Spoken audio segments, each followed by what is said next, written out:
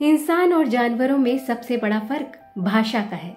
सही भाषा और स्पष्ट विचार कभी गलतफहमी नहीं होने देते।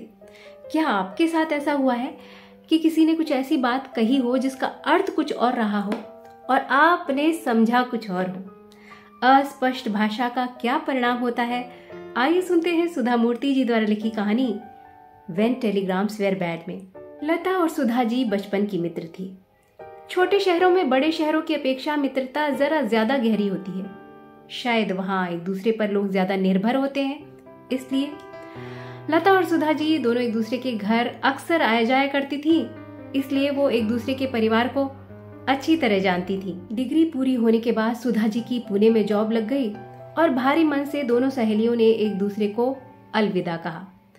उस जमाने में टेलीफोन सिर्फ अमीरों के घर में हुआ करते थे और एसटीडी बूथ का कोई अस्तित्व नहीं था।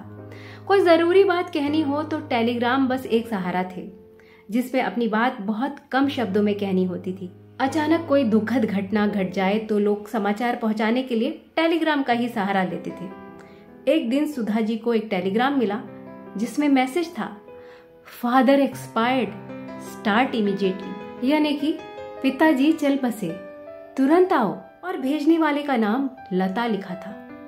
सुधा जी स्तब्ध रह गई। उनके एक सहकर्मी ने सहानुभूतिपूर्वक अगली ही ट्रेन से उनकी टिकट बुक कराई तो दूसरे ने उनकी तरफ से छुट्टी की एप्लीकेशन दाखिल की और सुधा जी बैठे बैठे बस रोए जा रही थी। अभी पिछले हफ्ते ही तो वो अपने पिताजी से मिली थी, तब तो वो हष्ट पुष्ट थे, उन्हें तो कोई बीमारी भी नहीं थी। फिर अचानक ऐसा क्या हो गया? हार्ट अटैक या कोई दुर्घटना? पता नहीं माँ का क्या हाल होगा, उनके लिए ये सब कितना मुश्किल होगा। सुधा जी की एक सहकर्मी को साल में एक बार ऐसा ही टेलीग्राम मिलता था जिसमें लिखा होता था, रैनी एक्सपायर्ड, स्टार्ट इमीडिएटली।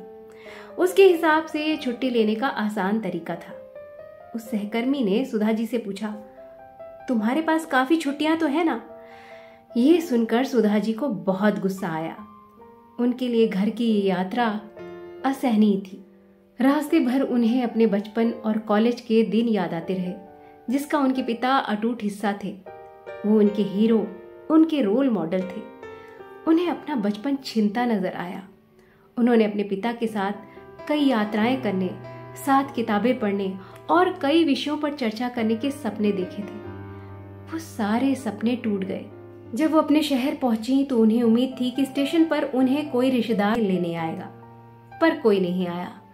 ये सोचकर उन्होंने खुद को ढांढस बंधाया कि शायद सभी शोक संतप्त होंगे। ऑटो करके वो घर की तरफ चल पड़ी। जैसे जैसे घर नजदीक आ रहा था, दुखी मन के कारण उनके हृदय की धड़कन बढ़ गई। ऑटो से उतरी तो उन्हें बड़ा आश्चर्य हुआ। घर पर वैसा ही शांतिपूर्ण वातावरण था जैसे कि हमेशा रहता था। कोई रिश्तेदार भी नजर नहीं आ रहा था। ऐसा कैसे हो सकता है? उनके पिताजी बहुत लोकप्रिय डॉक्टर और प्रोफेसर थे। हजारों स्टूडेंट्स भी आए होंगे। उल्टा घर अच्छी तरह पेंट किया हुआ और आम के पत्तों से सजा हुआ नजर आया, जैसे कि कोई खुशी का मौका हो। सुधा जी असमंजस में लैंप पोस्ट की तरह चुपचाप खड़ी हो गई। तभी उनके पिताजी के कमरे की तरफ से कुछ आवाज आई। पीछे घूमकर देखा तो पिताजी हंस रहे थे। उन्हें देखकर विश्वास नहीं हुआ कि पिताजी सामने खड़े हैं और उन्हें देखकर खुश हो रहे हैं। उन्होंने खुद से पूछा कि कहीं वो कोई सपना तो नहीं देख रही हैं। पिताजी बोले, मुझे पूरा विश्वास था कि तुम जरूर आओगी।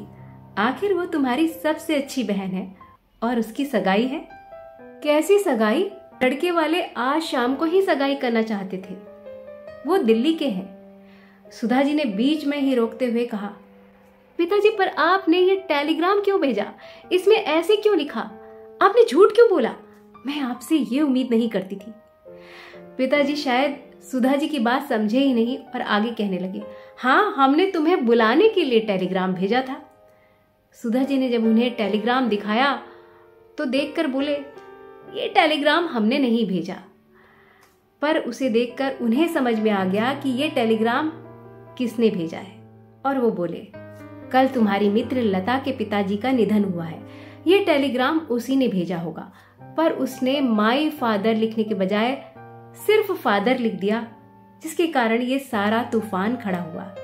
वो तुम्हारी घनिष्ठ मित्र है, शायद इसीलिए उसने तुम्हें ये टेलीग्राम भेजा होगा। सुधा जी सोच में पड़ गई कि एक तरफ तो लता का भेजा हुआ ये टेलीग्राम और दूसरी तरफ उनके परिवार द्वारा भेजा हुआ सगाई का इनविटेशन, जिसे देखकर उनके सहकर्मी पता नहीं क्या सोचेंगे। तो सिर्फ एक शब्द के होने और न होने से अर्थ बदल जाता है, अर्थ का अनर्थ हो जाता है। इसलिए कभी भी जल्दीबाजी में कोई मैसेज नहीं टाइप करना चाहिए, किसी से कोई बात नहीं कहनी चाहिए। बहुत ध्यान से सोच समझ कर करना चाहिए, सोच समझ कर कहना चाहिए। तो ये बात, ये कहानी अच्छी लगी हो तो वीडियो को लाइक करिएगा, शेयर करिएगा और चैनल को सब्सक्राइब जरूर करिएगा।